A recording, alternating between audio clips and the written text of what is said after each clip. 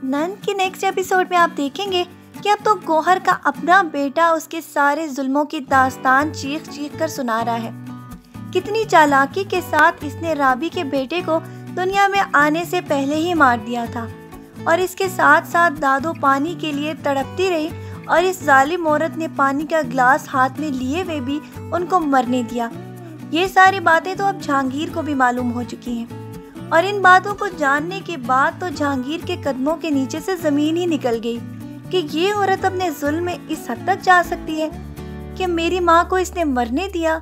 ये बातें सुनने के बाद तो जहांगीर को बहुत गुस्सा आ गया और उसने ये कहा कि मेरी माँ तुमसे पानी मांगती रही और तुमने उसे पानी का गिलास ना दिया, इसीलिए जोर से थप्पड़ मारने के बाद वो उसको उसकी औकात याद करवाएगा और उसके बाद उसको ये कहेगा कि तुम्हारी इस घर में कोई जगह नहीं। जहांगीर तो उसे घर से बाहर निकाल ही देता कि उमर आगे अगर रास्ते में ना आता तो इसके बाद तो इसको कोई भी घर पे ना रखता।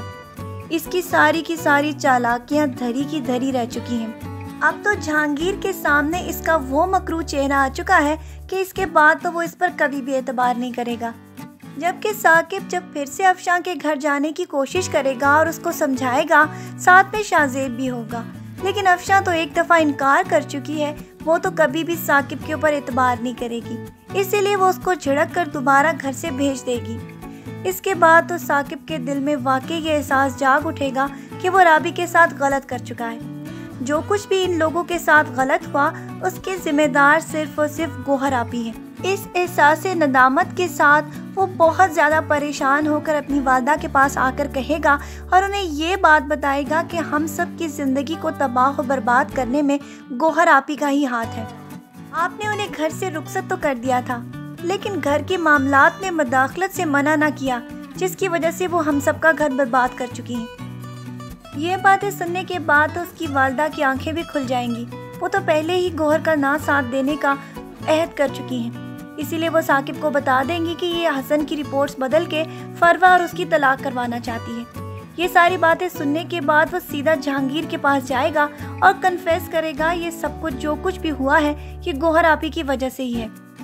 मेरा अराबी के साथ कोई भी ताल्लुक नहीं। जब से हमने शादी तोड़ी है उसके बाद तो मैं कभी उससे मिला भी नहीं। ये सारी बातें सुनने के बाद जहांगीर का तो जो हाल होगा, राबी इस बात पे बहुत ज़्यादा फ़ख्र महसूस करेगी कि साकिब ने उसको बचा लिया।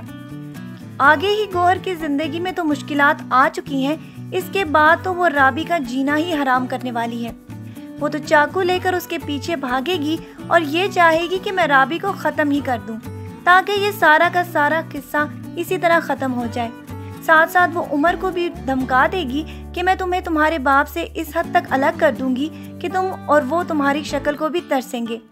आपके ख्याल में क्या गौहर अपनी साजिशों में कामयाबी हासिल कर लेगी या अब इसको कोई भी इस तरह अपनी ज़िंदगी में मुदाखलत नहीं करने देगा? आपकी इसके बारे में क्या राय है? अपनी राय से हमें ज़रूर आगाह कीजिए और मज़ीद ड्रामा प्रोमोस के लिए हमारा चैनल देखते रहें।